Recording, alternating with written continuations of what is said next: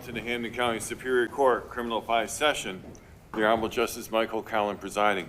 Today is April 2nd, 2024. We're conducting this hearing out of Courtroom 2. Your Honor, for a hearing on sentence imposition is the matter of Commonwealth versus Blake Scanlon, indictment number 1979, CR 00168. For the record, defendant is present with counsel. Would counsel please identify themselves for the record, whom they represent, starting with the Commonwealth. Certainly, thank you. Good morning, Your Honor. Matthew Green on behalf of the Commonwealth. Yes, sir. Morning, Joseph Colaflores for the Commonwealth. Good morning, Marissa Elkins for Blake Scanlon. Good morning, Eva Jellison for Blake Scanlon. Good morning, Mr. Scanlon. The Commonwealth prepared to proceed, Mr. Green. Commonwealth is prepared, Your Honor. All right. At this time, the Commonwealth would move for sentencing. The Commonwealth will simply be asking the court to impose the statutorily required sentence on count 1 with an agreement on count 2. I have very little to say. This is today about the family and the friends of Alexis Avery. So with the court's permission, I would like to call them up to read their impact statements. I know that at least 2 of the impact statements are submitted by long-term close family friends, kind of in lieu of other family statements. If the court would allow those to be read into the record or presented to the court, I'd leave it up to you. I understand that that is generally outside of the statutorily prescribed individuals for this sort of matter. I can say this, I've read all the statements, including the statements of the persons who are not statutory victim or family members, and I don't think it's appropriate to have them read in the court at the sentencing. But I have read them all. Thank you very much, All right. Your Honor. I appreciate that. The family appreciates it. So then at this time, I would ask Sarah Avery, the stepmother, to step forward and read her impact statement.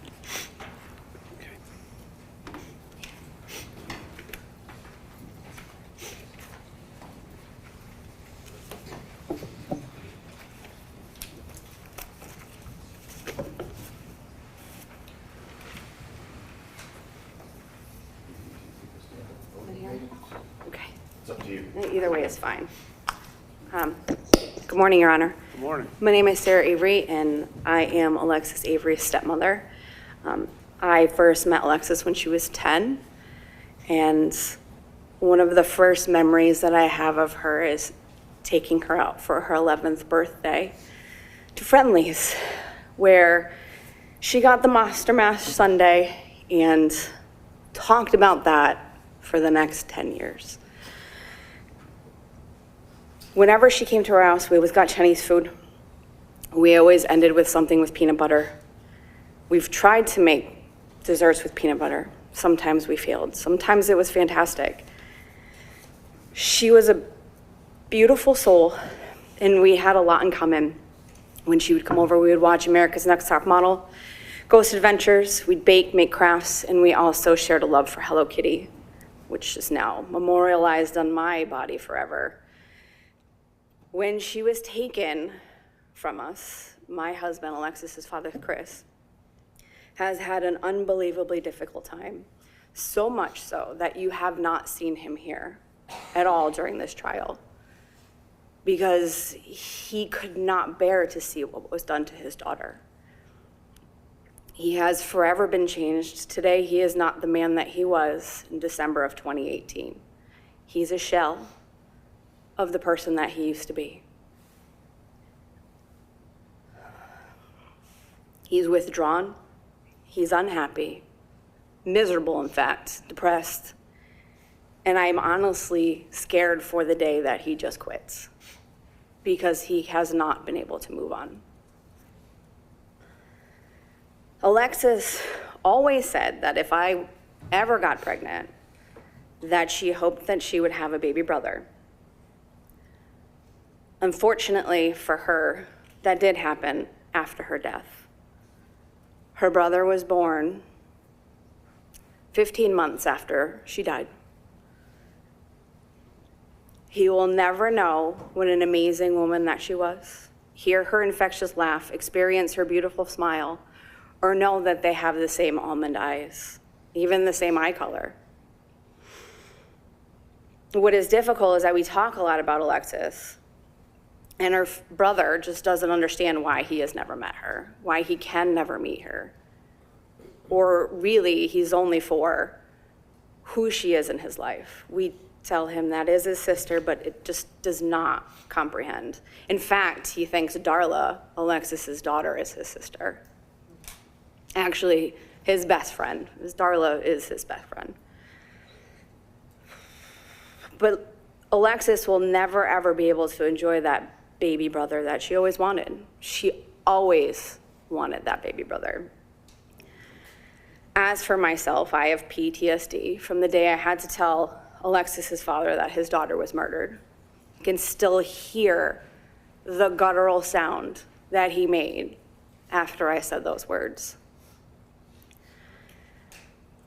Having to wait 5 years to receive justice has been horrible, and having to listen to and see the images of what was brutally done to Alexis will never, ever be forgotten. I miss the talks that we had as she grew into a woman and a mother, and how our relationship would have changed after she had Darla and I had her brother Finley. I can't help but wonder who she would have become and what her life would have been like today, 5 years later, and how proud she would be of the amazing girl Darla has become, and how similar she and her brother are in all the things she could have experienced. I can only hope that we can try to heal and remember the good memories instead of the constant reminder of what happened to her. Thank you. Thank you very much. Your words are important. Your Honor, Mr. Dan Bray would like to speak.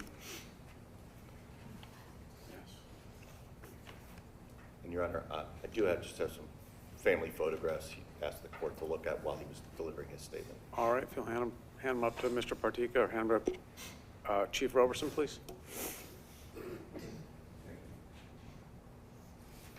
Thank you.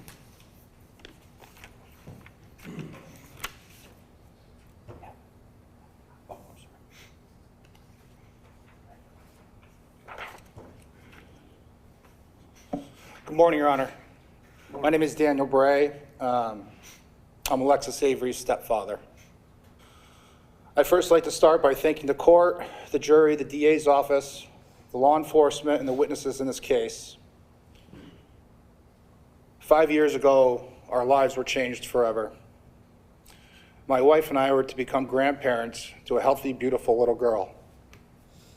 We looked forward to being loving, supporting grandparents to her and helping Alexis in any way we could, taking Darla for sleepovers, spending holidays together, taking family camping trips, and spoiling her only as grandparents can.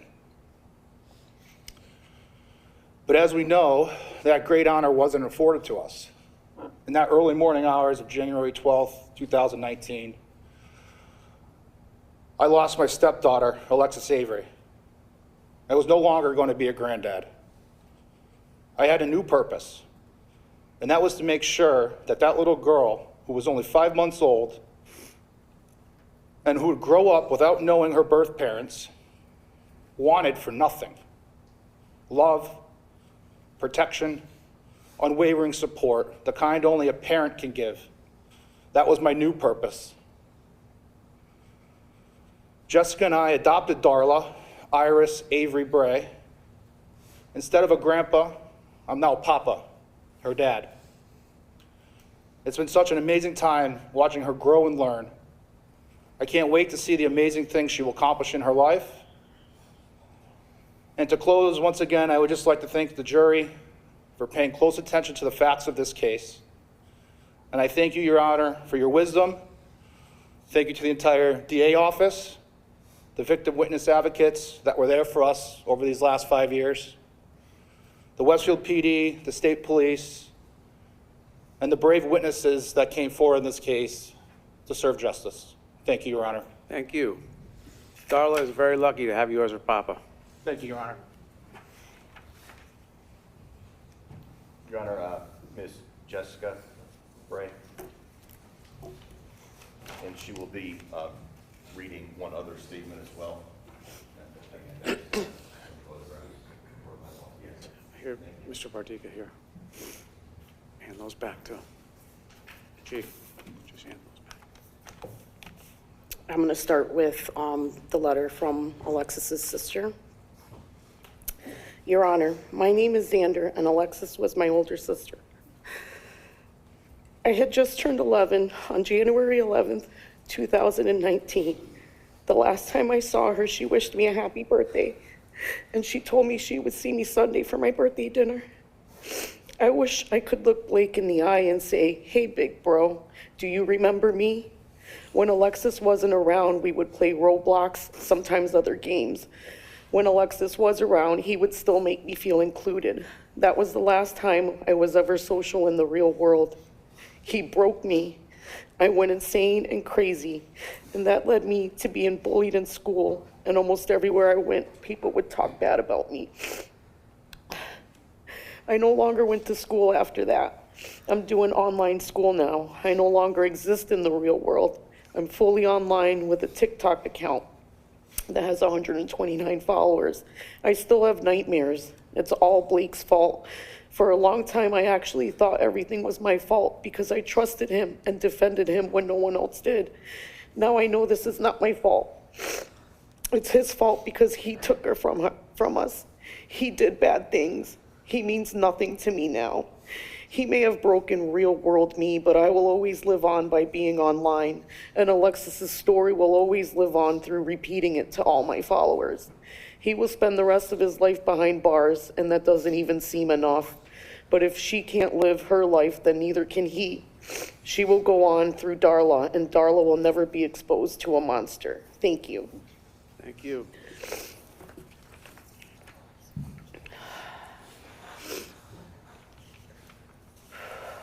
Your Honor, I would like to thank you, the prosecutors, the victim witness advocates, and all of the people involved in the process in this case.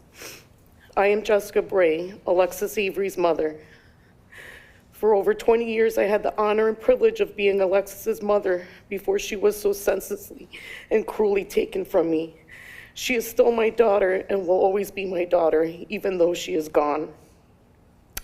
Although I still have two wonderful daughters whom I love with all my heart, there is a pain and emptiness inside me from the death of Alexis that will haunt me every day of my life.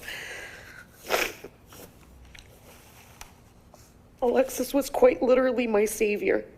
I had her at a young age, and at a time in my life I could have gone either way.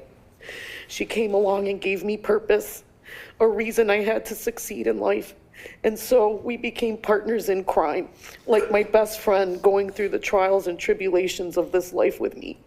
We basically grew up together, and I love her with every fiber of my being.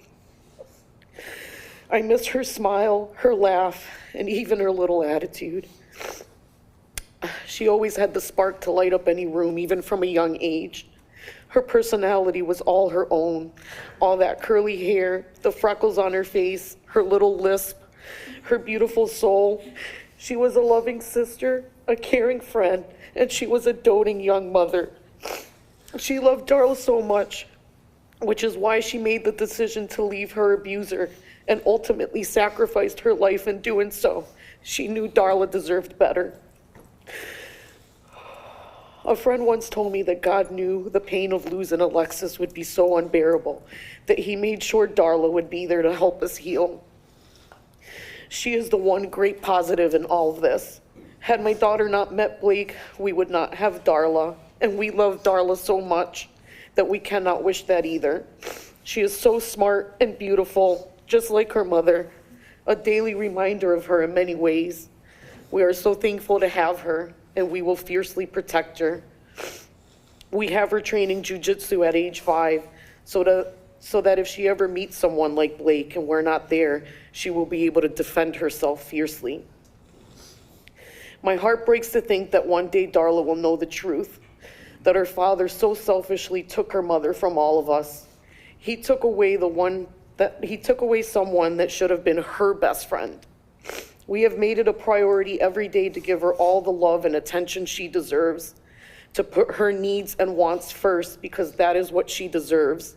That is what parents are supposed to do. Since Alexis was taken from me, my life has felt like the movie Groundhog's Day. Every day I wake up and for a split second, I feel the hope and inspiration that a new day could bring. And then the reality of our lives hits me, and the blood instantly drains from my face and my heart drops to my stomach as I remember that Alexis is gone. It wasn't a nightmare. It is my life, truly indeed a life sentence for me.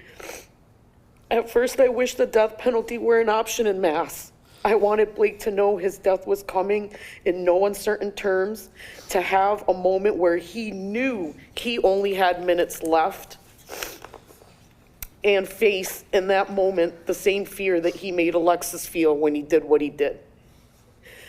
I know now that that scenario would be too good for him, too easy.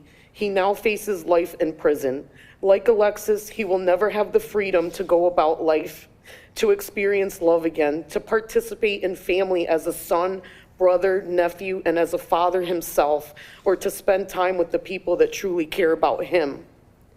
I watched Blake's family sob as the jury's guilty verdict was read. The pain that he created by murdering Alexis is not only affecting the many people that loved and cared about Alexis, but his actions also deeply hurt the people that love and care about him. The grave difference here, Your Honor, is that Blake made choices and carried out actions that landed him in this position. Alexis did not. Blake's absence from his loved ones makes sense and has direct correlation to his actions. Alexis's absence does not. Blake Jeremiah Scanlon has given Alexis's loved ones a life sentence of relentless sadness, extreme pain, and deep feelings of fear and mistrust. The extremely ugly, brutal, and violent circumstances surrounding her death, a constant nightmare of how helpless, betrayed, and scared Alexis must have been in her final minutes. He deserves the exact sentence he receives, a life sentence for a life taken. Our entire family has been shattered forever, scarred by this tragedy. My 16-year-old, who had just turned 11 at the time, was diagnosed with severe PTSD 10 months after Blake brutally murdered Alexis. She has endured so much mental anguish over the betrayal of Blake that she has been hospitalized twice since 2019. We pray that with all the therapy she's undergoing, that she can recover mentally and emotionally from this tragedy and be able to live a normal life, our new normal. I now suffer from hypervigilance that is so crippling that I find myself unable to function at times. The worst thing that can happen to a person, the horrifying death of a child, happened to me. As a result, I now fear everyone and everything. I trust no one. I will never be the same. My family will never be the same. This doesn't end here. Court TV has in some way memorialized this tragedy. Over 70,000 people heard Alexis's story. Over 70,000 people, some from the other side of the world, prayed with us for justice. Even though we did not get to tell the whole story, everyone knew that Alexis's story was that of DV victims everywhere. We are not done telling her story. We will advocate for her for the rest of our lives. We will continue to call out Blake as her abuser whenever we speak of her. Alexis will not be forgotten. Alexis will live on. Thank you, Your Honor. Thank you. If you'll let me just a few comments. First, lawyers stand up in front of me every day and make arguments, but nobody can come close to the presentation that victims make, and I thank you for that. Secondly, I really love the pictures. I love the Disney one especially. Yeah. It's awesome. I'll give those back. Is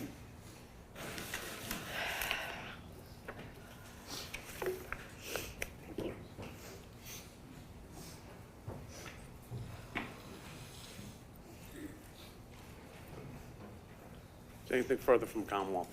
No, Your Honor. Attorney Elkins, is there anything further other than this sentencing memo, which I read and will be docketed as part of the record? No, as I said in the memo, we would rely on that. And as you know, it is, all components of the sentencing recommendation is approved. All right, so on count one, Mr. Scanlon, if you'll stand, please. Count one, sentenced to life in prison without possibility of parole. On count two, sir, you're going to be sentenced to 119 months to 120 months, concurrent with count one. All right? Is there anything further? No, Your Honor. Yeah, yeah. Mr. Scanlon, you are to receive 1,908 days credit for time served by agreement order of the court. There is a $90 victim witness fee assessed. There is a $50 domestic violence fee assessed. You are advised you must provide a DNA sample within 1 year of today's sentence. You further advised you do have a right to appeal to the Appellate Division of Superior Court and Superior Court Rules 64 and 65. Escort officer defendant at bar is in your custody under sentence.